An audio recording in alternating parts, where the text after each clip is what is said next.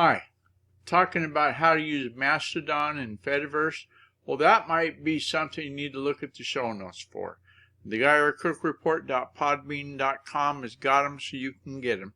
The link is there explaining if you're like brand new and never heard of Mastodon. Now, I agreed with ninth grade. We went on a field trip and we saw where a Mastodon was buried out in eastern Washington, but that's not what we're talking about.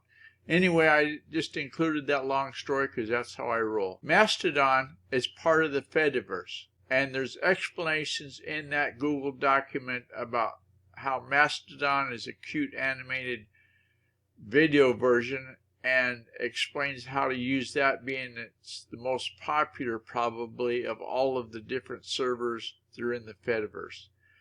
Fediverse, short answer is it's a collection of thousands of independent social media servers. So instead of just going into one like Facebook.com or Twitter.com, you're going into a whole bunch of different ones, and they can talk to each other.